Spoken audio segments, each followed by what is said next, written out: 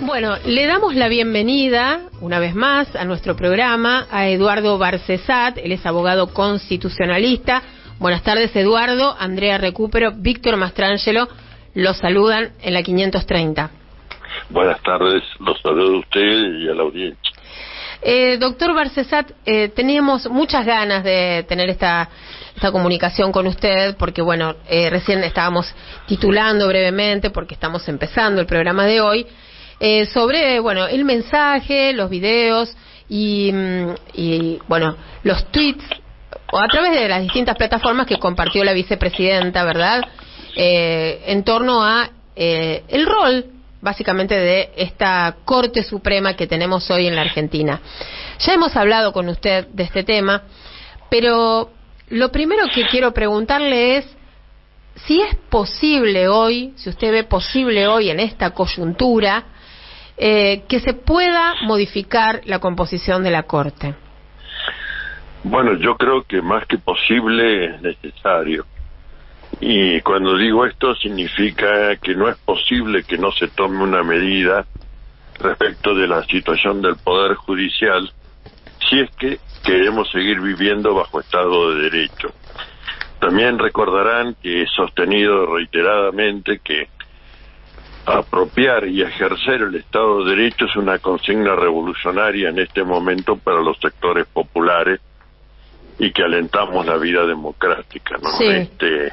Evidentemente hay una madeja de poder que está entretejida sin que el orden que los nombres sea de su importancia o incidencia, pero está la Embajada de Estados Unidos, el poder económico, el poder comunicacional, la pata podrida del Poder Judicial de la Nación y sectores políticos del anterior gobierno que, entrelazados con esta madeja y formando parte de ella, buscan de provocar una situación de desestabilización institucional muy nociva para la democracia, muy nociva para ese principio que se estableció en la reforma del año 94, señero principio, diría, de deber de obediencia a la supremacía de la Constitución Nacional, que no solamente se le afecta a esa supremacía cuando los golpes de estados y chinadas militares, sino también cuando desde algún poder con legitimidad de origen se transgrede los límites reglados de sus incumbencias constitucionales para apropiarlos de los otros poderes.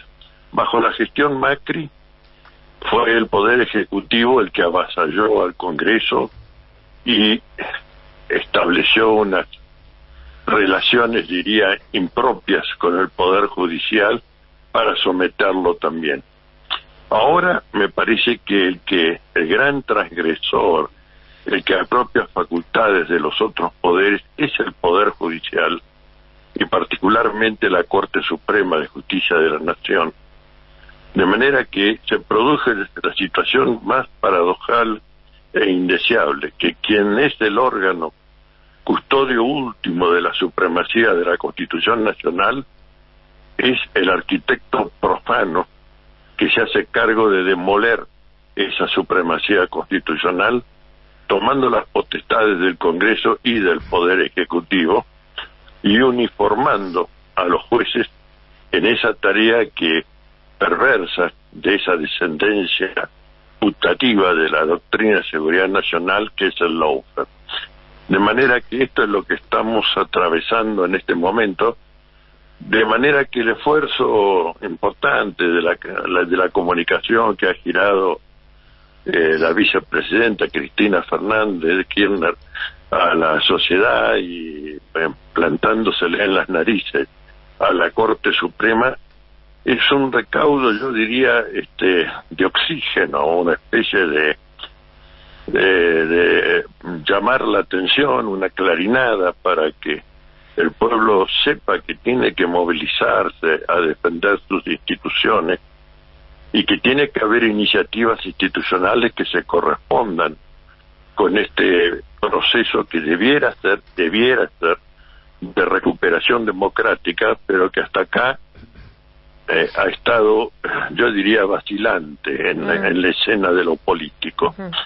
Doctor Fíjense que el primer proyecto de democratización del Poder Judicial, que se centraba en la justicia criminal y correccional federal, un buen proyecto, tal vez, sí, yo lo he apoyado, pero no era evidentemente el que tenía que iniciar la gesta tenía que iniciarse con la Corte Suprema, porque la Corte Suprema es la que orienta la actividad del conjunto del Poder Judicial, y si uno ve, siendo juez, los desbordes que comete la Corte Suprema, bueno, ¿por qué no yo?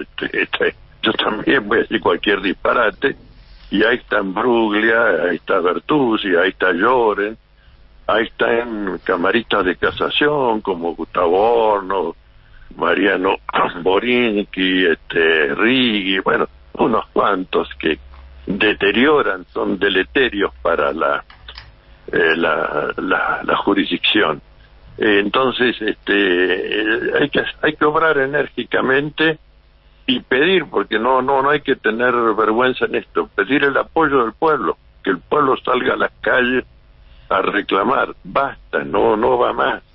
Necesitamos una justicia creíble, necesitamos una justicia que dé y se haga cargo para las cuestiones y los reclamos de las grandes mayorías argentinas, no una justicia del privilegio y para preservar el privilegio. Bueno, esta es la gran tarea nacional, no es la única, por cierto, pero yo diría hoy es de una urgencia insoslayable, ¿no?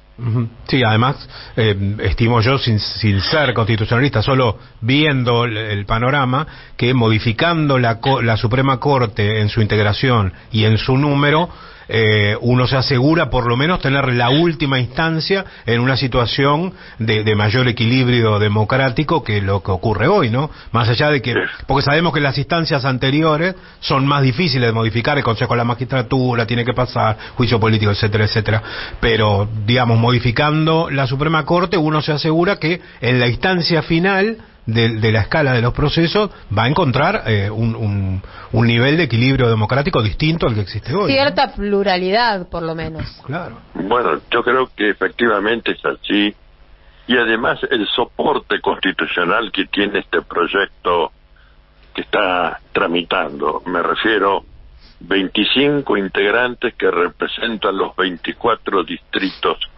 provincias que componen el territorio nacional, más un otro ministro para, caso de empate, tener quien pueda volcar la decisión, ¿no?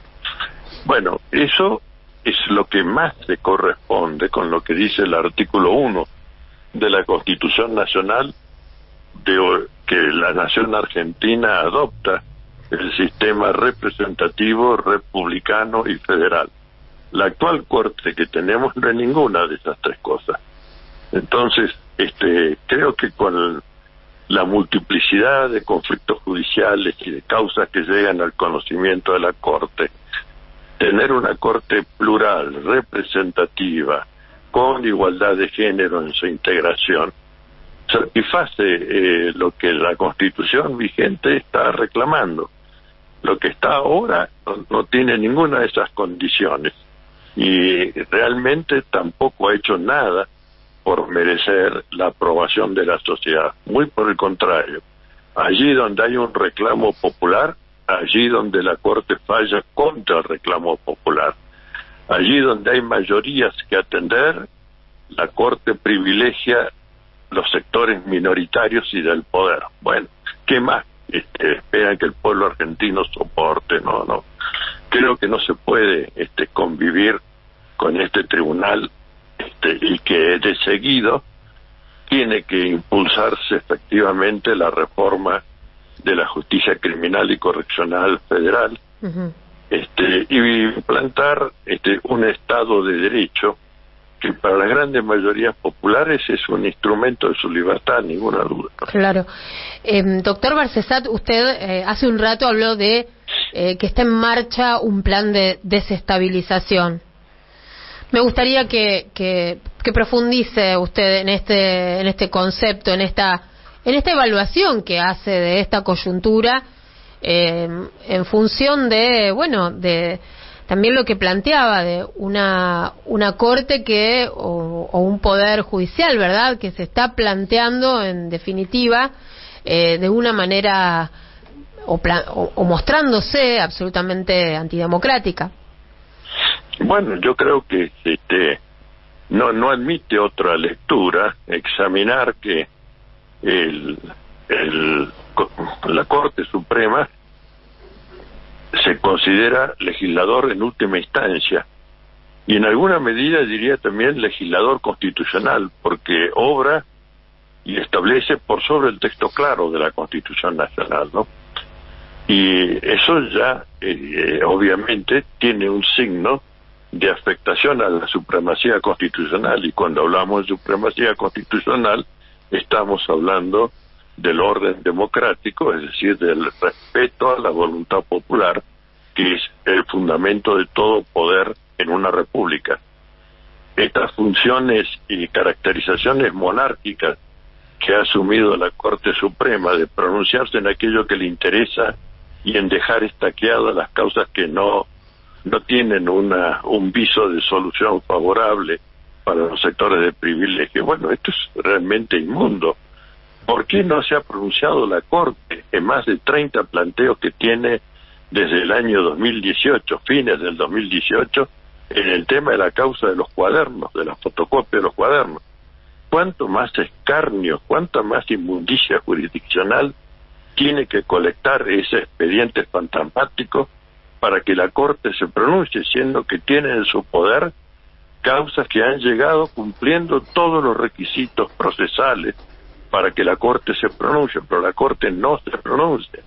Y sigue entonces la danza fantasmática de que se recuperaron 6 de los 8 quemados, que ahora resulta que las grafías no son de la misma letra, que hay borraduras, corrección, nombres equivocados. Nombres equivocados, cosas entrelineadas. ¿Cuánta porquería más tiene que ponerse en evidencia? Y quiero aclarar, se ha puesto en evidencia no por el accionar de la justicia, sino por el accionar de los damnificados, que han tenido que tomar a su cargo la investigación que la justicia no ha hecho. Exacto. Ni quiere hacer. Barcesat, le hago una consulta. ¿Usted coincide con el doctor Zaffaroni que hay un mecanismo en marcha para proscribir a Cristina Fernández de Kirchner? Bueno, yo creo que hay un mecanismo en marcha para proscribir la democracia, y a la cabeza de ella sigue efectivamente Cristina Fernández de Kirchner. Pero lo que quieren proscribir es a las grandes mayorías populares, ¿no? Ahora, hay una emergente, una figura, un símbolo de esas grandes mayorías, de esa vocación de transformación de una sociedad más igualitaria, más libre, más fraterna. El símbolo sí es Cristina, ninguna duda. Y por lo tanto, cuanto pueda decirse y enderezar contra esa figura, forma parte de este quehacer metódico de una oposición que es minoría, pero que tiene resortes de poder que ejerce con total desparpajo, y en algún caso también frente a la inercia de los poderes legítimamente constituidos. Hace rato que el Congreso de la Nación debió haber iniciado el proceso de enjuiciamiento y remoción de los ministros de la Corte. No lo ha hecho. ¿Y por qué? Y porque no dan los números, dicen. Bueno, no dan los números, pero si uno inicia, para iniciarlo la investigación no se necesita tener de antemano asegurados los números. Cuando la investigación viene hecha, como las que ha hecho, por ejemplo, la Comisión de Seguimiento de los Servicios de Inteligencia, la bicameral que preside Moró, o la que en su momento hizo el estudio, el examen de la deuda externa, que debió haber iluminado el proceso de contratación y negociación de la deuda externa, y no fue así, fue silenciado ese informe, ¿no? Bueno, todo esto que está esperando ser hecho siempre juega en contra del poder constituido. Es decir, el poder constituido es el que sufre el desgaste. La minoría que está afuera No está perdiendo poder, al contrario, está ganando con las indecisiones, con las vacilaciones, o con esa comodidad de decir no están los números. Bueno, si no están los números, salí a buscarlos y buscar apoyo popular para tener los números, pero no podemos quedarnos inermes cuando la Constitución nos provee de mecanismos 100% institucionales y no los ejercitamos.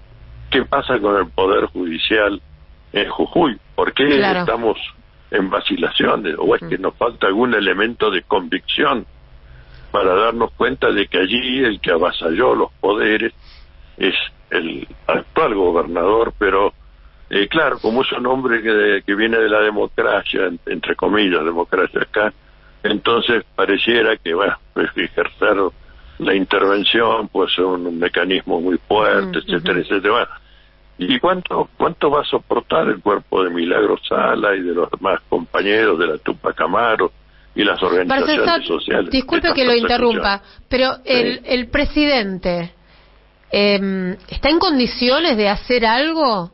¿Puede hacer algo desde el punto de vista constitucional para poner, digamos, un fin, un límite a este avasallamiento en el caso de Milagro Sala?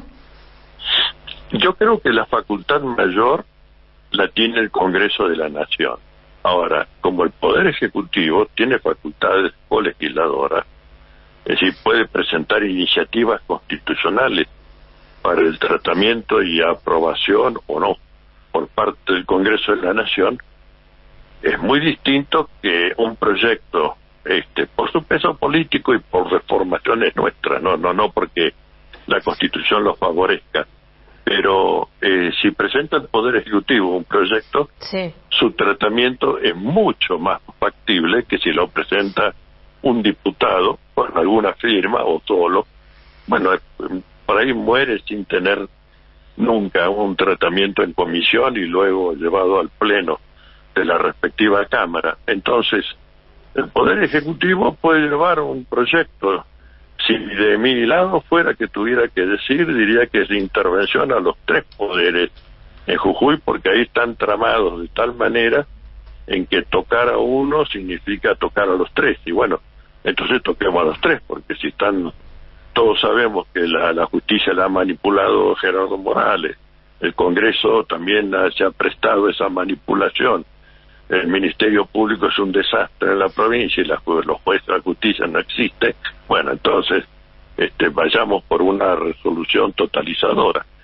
Pero aunque más no fuere, la intervención del Poder Judicial y del Ministerio Público provincial me parece que son indispensables, porque si no, estamos admitiendo que en democracia también se mata, ¿no? Doctor Barcesat, le agradecemos mucho por su tiempo y por habernos explicado con tanto detalle todo esto.